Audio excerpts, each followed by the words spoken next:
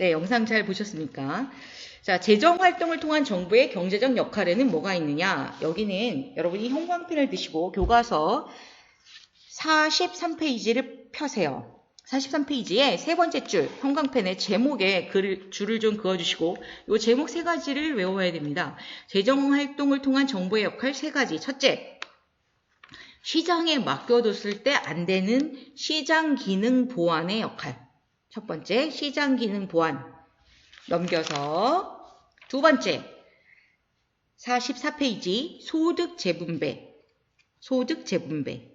세 번째는 뭐겠습니까? 형광펜으로 경제 안정화. 이렇게 세 가지 역할을 하게 됩니다. 재정활동을 통한 정부의 역할 세 가지 꼭 외우세요. 시장 기능 보완, 소득 재분배, 경제 안정화. 이 세 가지입니다. 주관식으로 나와도 충분히 쓰실 수 있도록 딸딸딸 외우세요. 자, 그럼 자세히 보겠습니다. 시장 기능 보완은 시장에 맡겨뒀더니 공공서비스나 사회 간접자본 같은 것이 생산이 안 돼요. 대표적으로 시장에 가만히 맡겨두면 도로가 깔리겠습니까? 내가 열심히 돈을 100억을 들여가지고 도로를 깔았는데 내 자동차 실어 나르려고 거기에 돈도 들이지 않은 무슨 배 생산업자도 지나다니고 사과 생산업자도 지나다니고 옷 생산업자도 막 그거 내가 돈 내서 깐 도로를 뺑뺑뺑 지나다니면서 사용하고 서비스료를 하나도 안 내면 도로를 깔려는 사람이 아무도 없어집니다. 이런 것들을 뭐라 그런다 그랬죠? 사회 간접자본. 직접적으로 뭔가를 생산해내진 않지만 남들이 생산되는 것을 도와주는 도로나 철도나 전기나 수도 같은 그러한 사회 간접자본은 일반 시장에 맡겨두면 아무도 생산하려고 하지 않습니다. 왜냐하면 열심히 생산해 나봤자 그 이익이 다른 사람에게 돌아갈 수도 있고 그거에 대한 대가가 나에게 지불되지 않기 때문에. 그래서 이러한 공공서비스나 사회의 간접자본은 누가 생산해줘야 된다고요? 국가가.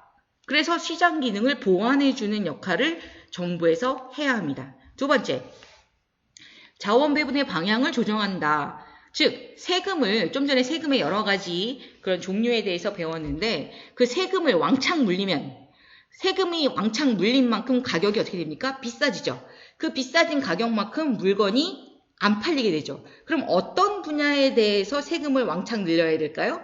사치품이죠. 예를 들어서 사치품은 세율을 왕창 올려서 예를 들어서 세율이 10%였던 밍크코트를 한 50%로 올렸다. 그러면 가격이 100만 원이었던 밍크코트가 막 150만 원, 160만 원 이렇게 올라갈 수 있잖아요. 그러면 밍크코트가 너무 비싸서 사람들이 그거를 안 사게 되죠. 그렇다면 그거에 대한 소비가 하락하게 되는 효과. 그러면 밍크코트 만드는 공장에서 일하던 사람들이 밍크코트가 안 팔리면 더 이상 밍크코트 공장에서 일하지 않게 되겠죠. 그럼 그 사람들이 어디 가서 일하게 할 수 있도록 하는 게 나라에 더 유익이다? 필수품을 생산하는 쪽으로. 그래서 그럼 어떻게 하면 필수품을 더 많이 생산하게 되느냐? 필수품의 세율을 어떻게 해야 됩니까? 낮추면 되겠죠. 예를 들어서 라면에 대한 세율이 10%였는데 라면에 대한 세율을 1%로 낮췄다. 그럼 라면 한 개에 1,000원이었던 거를 라면에 대한 그 중에 10%가 세금이었으니까 100원이 세금이었는데 세금을 10원만 붙이면 90원의 라면 가격이 싸지게 되죠. 그러면 그만큼 가격이 싸진 라면에 대하여 소비가 어떻게 됩니까? 늘어나게 되죠. 그래서 라면이 잘 팔리게 되면 그런 필수품에 대해서는 어떻게 한다고요? 더 많이 생산을 하게 되니까 거기에 일자리가 더 많이 창출되게 되죠. 그래서 이렇게 자원 배분을 좀 더 사치품보다는 필수품 쪽으로 이동시킬 수 있게 하는 것이 정부가 하는 중요한 역할 중에 하나입니다. 자, 여러분 교과서를 보시면 43페이지에 가로등 설치는 왜 정부가 비용을 부담할까? 라고 나와 있습니다. 이게 바로 뭐라고요? 사회 간접자본이죠. 가로등을 내가 골목길이 너무 어두우니까 가로등을 설치하는 게 어떨까요? 라고 지금 반상에서 반장님이 얘기하고 계십니다. 그랬더니 좋습니다. 좋습니다. 그랬더니 그럼 집집마다 공평하게 돈을 내고 그 돈으로 가로등을 설치합시다. 그랬더니 그 중에 한 아주머니께서 주님 밤에 바깥에 잘 안 나가는데 저도 돈 내야 돼요? 그랬더니 또 다른 분은 우리는 큰 길가에 있어서 어차피 거기 지금 길 도로에 있는 등이 다 보여갖고 훤해요. 근데 왜 제가 돈을 내서 가로등을 만들죠? 우리 가족은 귀가 시간이 늦지 않아서 혜택을 별로 드리지 못해요. 우리 가족은 다 햇빛 있을 때 들어와가지고 뭐 가로등 설치하는데 뭐 받는 이익도 없는데 왜 우리가 돈을 내야 돼요? 그냥 서로 지금 돈 안 나겠다고 난립니다. 그러면 가로등 설치가 필요 없습니까? 필요하죠. 전 국민의 안전을 위해서. 그래서 이러한 공공의 이익과 관련되는 상품은 누가 비용을 부담한다? 정부가. 그래서 사회 간접 자본에 해당하는 것들은 국방, 치안, 도로, 공항, 항만 이러한 사회 간접 자본에 해당하는 것들은 누가 비용을 부담한다고요? 정부가 부담하는 것이 좋겠다. 이게 시장 기능 보완의 역할이죠. 그래서 여러분 제가 여기 지금 여러 가지 색깔로 이렇게 나눠놨는데요. 공공재는 대가를 지불하지 않아도 누구나 사용할 수 있는 이것을 뭐라 그러냐? 비배제성이라 그럽니다. 그러니까 여러분이 가로등의 혜택을 잊고 지나갈 때 나는 가로등으로 인해서 환하게 넘어지지도 않고 뭐 도둑놈만이 내 지갑을 훔쳐가지도 않게 이렇게 잘 지나갔다. 그거에 대해서 내가 맨날 가로등 밑에다 100원씩 놓고 갑니까? 그렇지 않죠. 그러니까 그 공공재에 대한 대가를 지불하지 않아도 혜택을 받아요. 그게 바로 뭐다? 비배제성입니다. 또 그 가로등 밑에서 한 사람이 밝은 불빛에 서 있었어요. 그렇다고 내가 옆에서 지나간다 그래서 그 사람의 빛이 줄어듭니까? 그렇지 않죠. 한 사람이 소비하더라도 다른 사람의 소비 기회가 줄어들지 않는다. 이걸 뭐라 그런다? 비경합성을 지닌다. 경합성이 없어요. 누구나 다 혜택을 받을 수 있어요. 그래서 공공재는 이렇게 비배제성과 비경합성 이 두 가지 때문에 가만 놔두면 시장에서 생산이 안 된다. 왜? 그걸 생산한다고 이윤도 없고 시장에 공급을 맡기면 당연히 누구도 생산하려고 하지 않기 때문에 생산량이 줄어들고 아예 생산이 안 되는 경우가 많기 때문에 정부가 해야 된다. 비배제성에 대해서 다시 한번 말씀드리면 대가를 지불하지 않아도 다 이용할 수 있는 것. 우리가 고속도로를 지나갈 때 돈을 내는 데가 있고 돈을 안 내는 데가 있잖아요. 국도는 주로 돈을 안 내는데 국도는 비배제성이 있는 거고 그 다음에 고속도로에서 돈을 내고 가는 건 톨게이트비를 내고 가는 건 배제성이 있는 거죠. 아까 가로등 밑에서 내가 서 있다 그래서 다른 사람이 못 지나가거나 다른 사람이 옆에 서 있을 수 없다. 이런 거 없다 그랬잖아요. 그런 게 비경합성이라 그랬는데 그럼 경합성이 있는 건 어떤 게 있을까요? 여러분이 제일 잘 아는 거. 지하철에 딱 탔는데 딱 한 자리만 앉아있을 때 가방을 던지면서 그 자리에 앉는다. 심한 경합을 하는 거죠. 그리고 이번에 여러분이 코로나 때문에 집에 있으면서 열심히 봤던 미스터 트롯. 매우 경합성이 있는 거죠. 예, 그런 것들입니다. 자, 그 다음에 두 번째, 소득 재분배 기능입니다. 여러분, 교과서 44쪽. 소득 재분배 기능은 소득 불평등이 심화되면, 즉, 빈익빈 부익부가 심해지면, 시장 경제의 모든 것을 맡겼을 때 어떻게 된다? 부자는 점점 부자가 돼서 상대적 박탈감. 그 사람과 나를 비교했을 때 상대적으로 내 걸 빼앗긴 느낌. 그게 상대적 박탈감인데, 이게 심화되거든요. 그러면, 상대적으로 박탈했다고 느낀 사람들이 나는 이 사회에서 열심히 일해봐야 소용없어. 저 부자들이 내 걸 다 뺏어가. 이렇게 되면 사회가 굉장히 불안정해지고 그런 사람들은 열심히 일할 의욕조차 잃어버리게 될 수 있기 때문에 이렇게 상대적 박탈감이 심해진 사회에서는 사회 통합이 어렵겠죠. 그래서 경제성장을 오히려 저해할 수 있으므로 국가가 나서서 너무 지나치게 양극화된 소득을 다시 분배하는 것. 그게 소득 재분배 정책입니다. 소득 재분배라는 것은 예를 들어서 재벌들에게 너무 많이 분배된 소득을 일정 비율로 뜯어다가 가난한 사람들에게 나눠주는 거. 그러니까 맨 처음에 부자들에게 제일 먼저 1차적으로 분배된 소득을 일정 퍼센트를 세금으로 부여해서 다시 가난한 사람에게 재분배하는 거. 그래서 이걸 소득 재분배라고 하는 것입니다. 소득 재분배 그러면은 누진세와 특별소비세가 대표적인 세금인데요.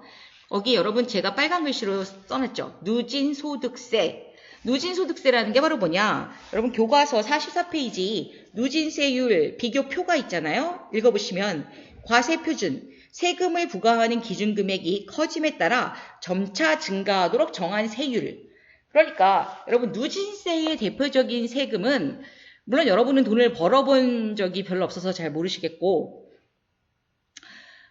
전기요금을 보면 제일 많이 알 수 있어요. 우리나라 전기요금 체계는 누진소득세가 정확하게 규정되어 있는 세금입니다. 예를 들어서 만약에 한 가정이 한 달 동안 사용한 전기료가 0에서 50kW, 그러니까 50kW 정도면 집에서 아주 기본적인 전기 켜고 선풍기 틀고 뭐 텔레비전 한 20인치짜리 하나 보고 요 정도 되는 가장 기본적인 생활을 할 때 전기요금을 쓰면 한 달에 한 가정당 한 50kW 정도 씁니다. 그러면 이때는 정말 기본요금밖에 세금을 안 내요. 그래서 1,500원인가 그렇게 내는 걸로 알고 있어요. 한 달 전기세를.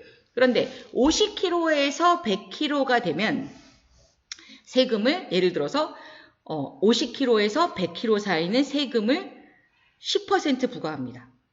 그 다음에 100kW에서 200kW 사이는 20%의 세금을 부과합니다.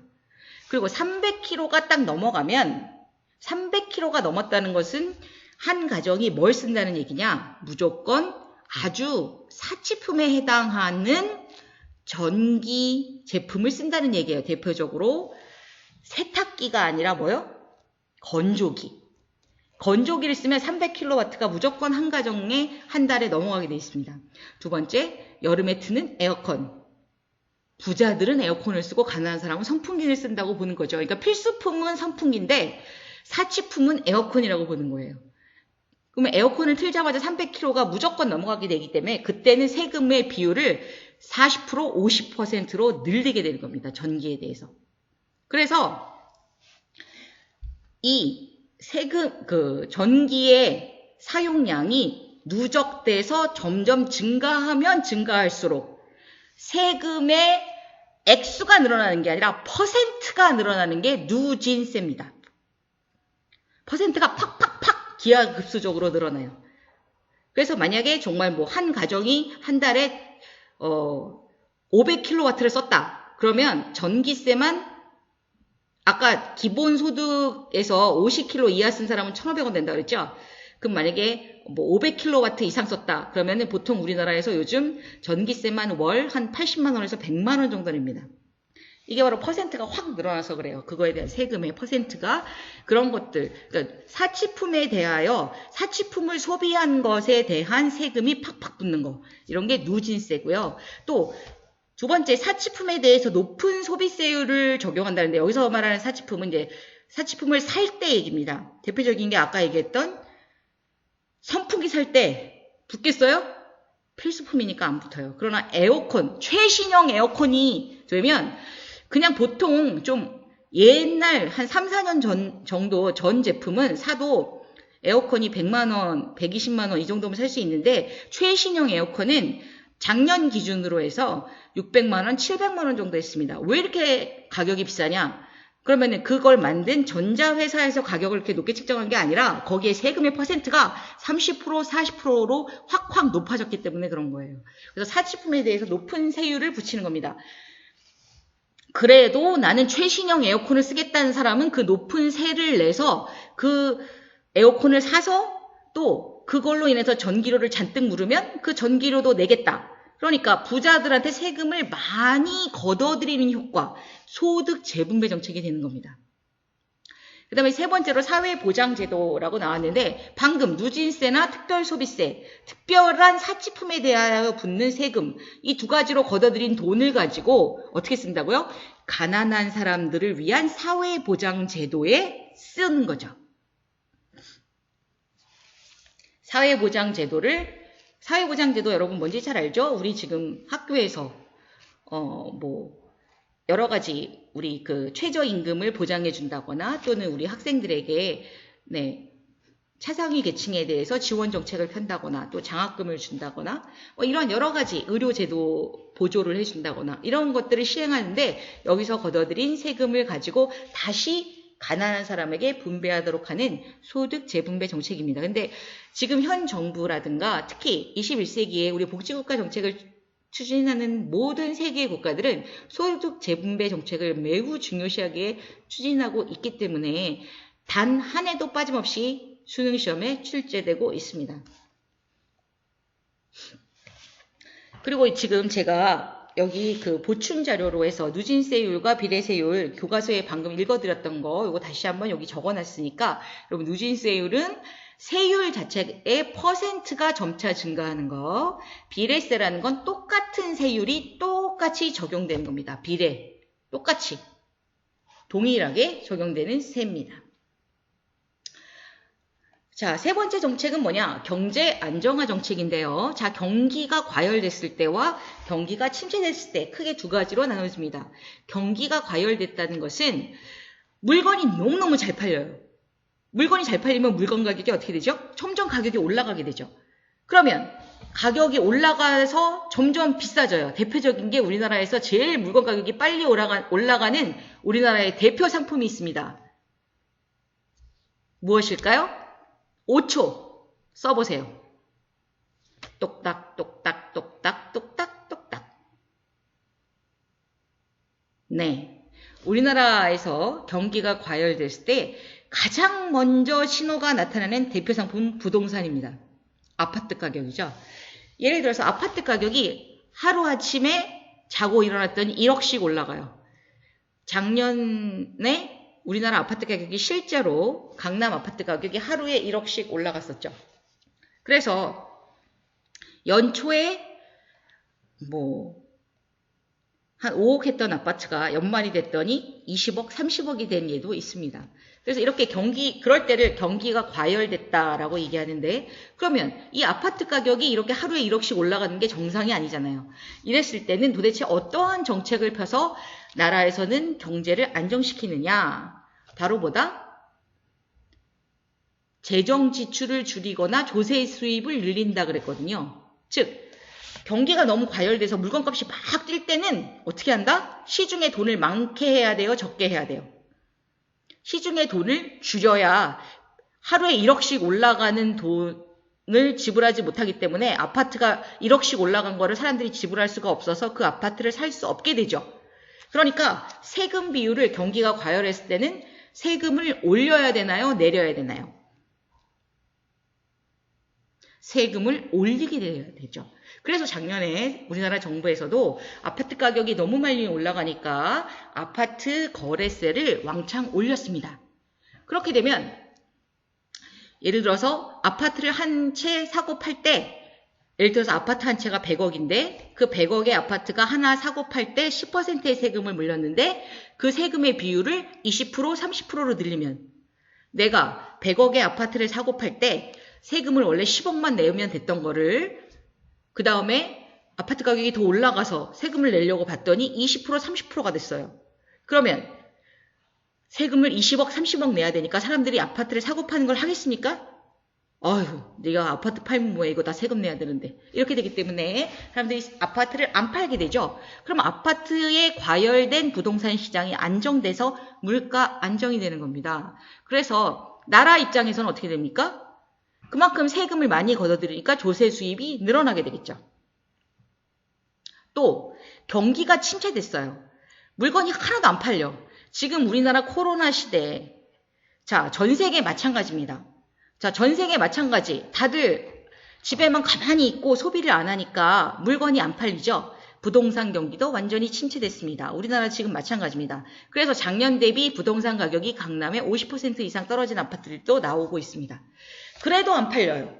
이렇게 안 팔리면 나라에서는 세금을 더 많이 걷어들여야 될까요? 세금을 낮춰서 적게 걷어들여야 될까요?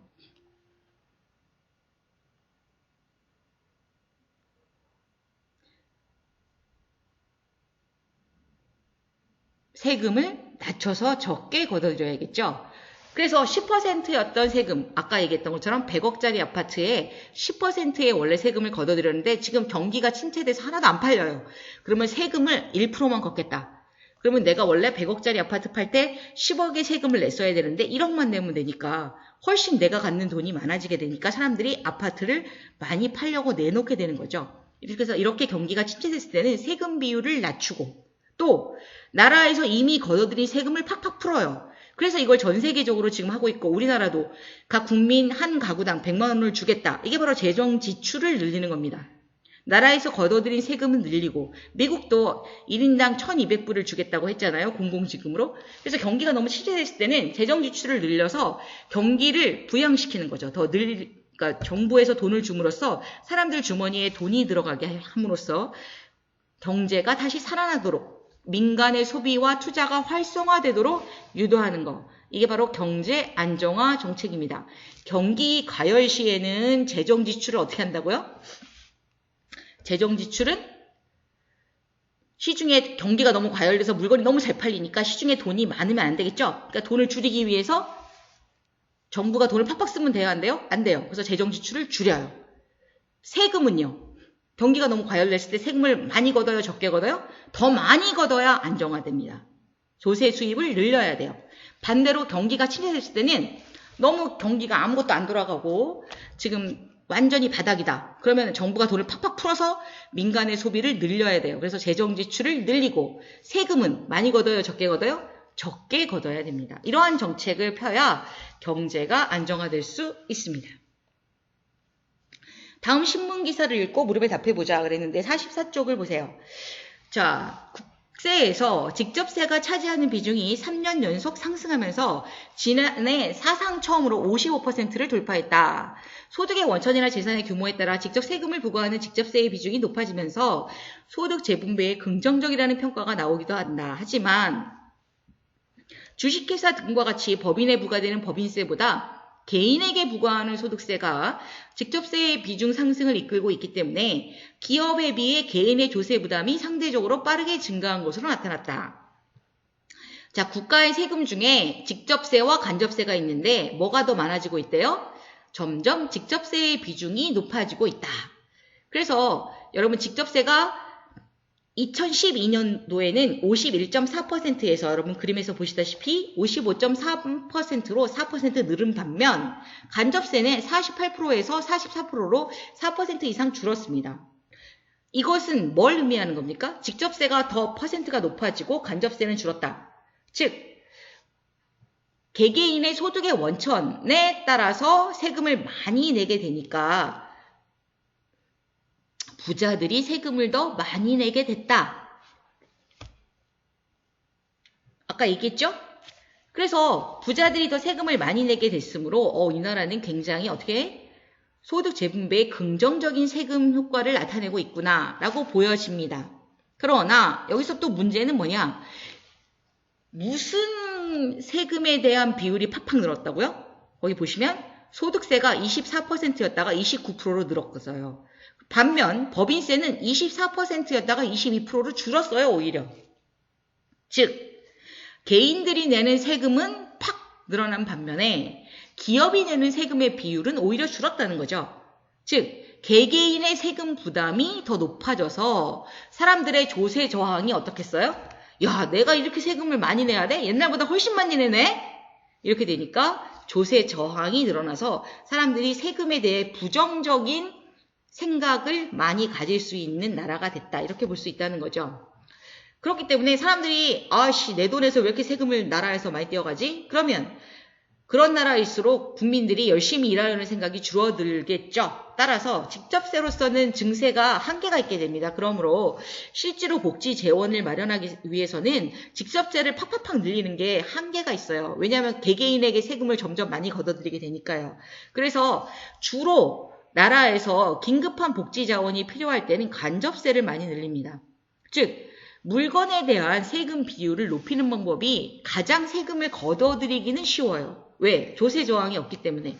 방금 말씀드렸죠. 볼펜 하나 100원짜리 사는 거에 내가 세금 얼마 내는지 보통 한국 사람들은 계산 안 해요. 그래서 간접세를 올릴 수밖에 없는 그런 한계를 지닌다. 이런 걸 볼 수 있겠네요. 직접세와 간접세는 조세의 형평성과 어떤 관련이 있느냐? 일반적으로 소득세나 법인세와 같이 담세 능력, 세금을 부담하는 능력에 따라 누진적으로 퍼센트를 늘리는 세율을 적용하는 직접세는 조세 형평성을 높이는 굉장히 좋은 세금 제도다. 반면 간접세는 소득 수준에 상관없이 동일한 세율이 적용되기 때문에 제가 말씀드렸죠? 이건희 회장이나 나랑 똑같이 10% 10원 낸다고요. 소득이 적은 사람이 상대적으로 내 전재산 비율 10원은 굉장히 소중한 돈이기 때문에 높은 조세를 부담하게 되는 그러한 오히려 가난한 사람이 더 많은 퍼센트의 자기 가진 재산 대비 많은 세금을 내는 조세의 역진성이 나타난다. 가난한 사람이 전재산 대비 더 많은 퍼센트의 세금을 내는 게 부가가치세, 간접세가 되는 겁니다. 그걸 뭐라 그런다고요? 조세의 역진성. 두 번째, 위 신문 기사를 통해 알 수 있는 재정의 기능을 정리해자 그랬는데요. 이것도 저랑 같이 보시죠. 뭐 정부가 소득의 원천이나 재산 규모가 커질수록 높은 세율을 적용하는 거, 그게 바로 누진세라고 그랬죠. 누진소득세. 이거는 소득 재분배를 통해 부자들한테 세금을 더 많은 퍼센트 비율로 걷어서 가난한 사람들에게 복지정책으로 나눠주는 빈부격차를 줄이고자 노력하는 소득 재분배다. 또 세금을 통해 복지 재원을 마련하는 것 또한 소득 재분배 기능을 보여주고 있다. 그래서 소득 재분배 기능이라는 걸 알 수 있겠네요. 그런데 간접세의 경우에는 특정 어떤 상품을 소비할 때 세율을 올리면 상품의 가격이 비싸지게 되기 때문에 그 상품에 대한 소비 지출이 줄어들게 되므로 주로 어떤 상품에 대한 세율을 높이는 게 좋다? 사치품. 그리고 어떤 상품에 대한 세금을 낮춘다? 필수품. 그러면 자원이 어느 쪽으로 배분된다고요? 사치품은 비싸서 안 사게 되니까 필수품 쪽으로 자원이 배분되게 된다. 그래서 이렇게 자원 배분의 방향을 조정하는 기능. 자, 크게 재정의 기능 두 가지 뭐가 나왔습니까? 소득 재분배 기능, 자원 배분 기능. 이 두 가지가 나왔네요. 자, 오늘 배웠던 내용을 확인학습을 통해서 정리해 보겠습니다. 뭐는 가게와 기업이 원활히 경제활동을 할 수 있도록 시장 질서를 유지하며 재화와 서비스를 생산, 소비하는 경제 주체다? 뭐?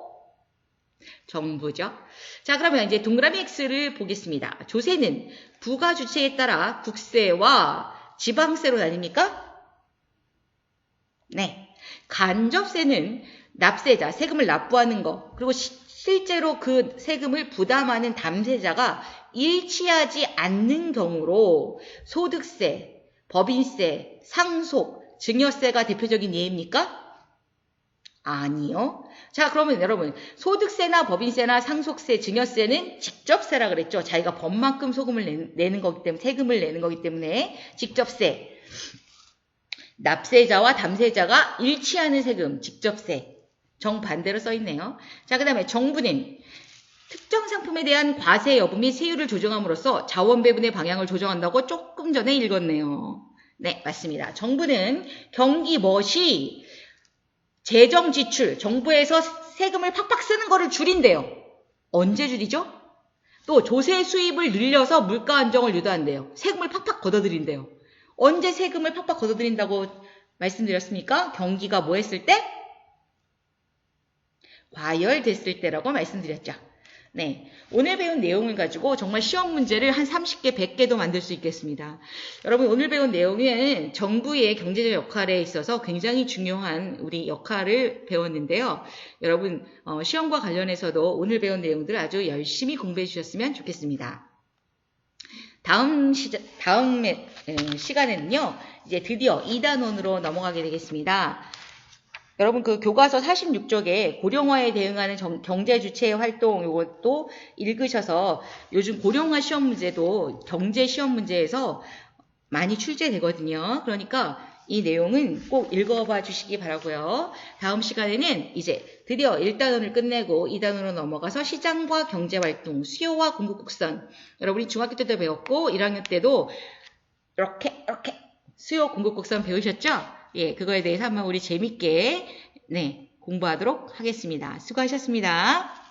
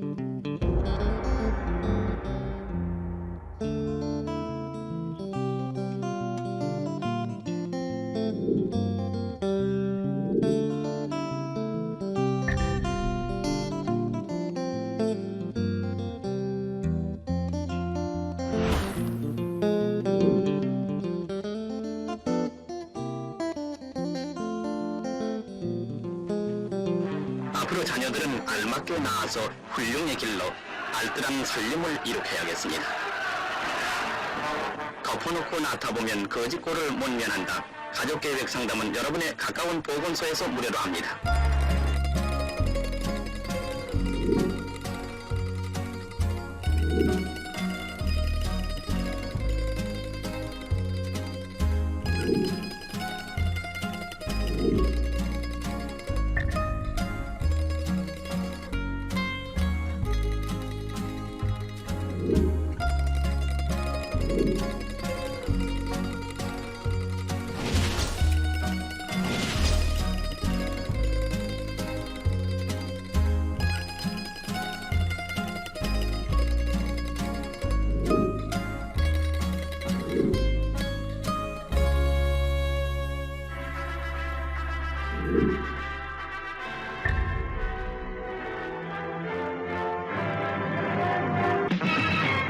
가족 계획은 신혼 초부터 시작하세요.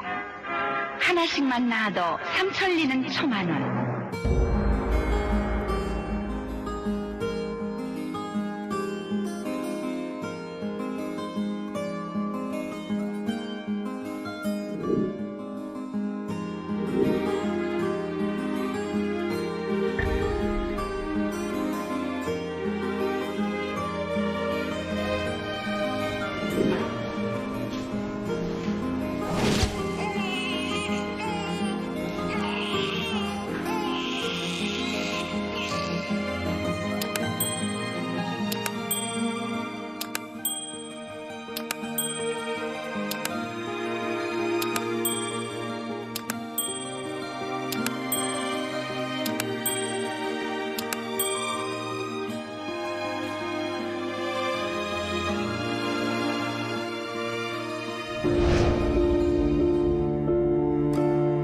Last time that I saw you,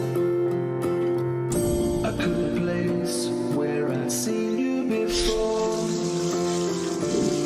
Like some lover's memory, heading to a closed door. And now when I think of you, it seems like a long way back. Summer's gone, the autumn sun shines like gold in the sky. Reminds me why I must remember the good times we had after the summer's gone.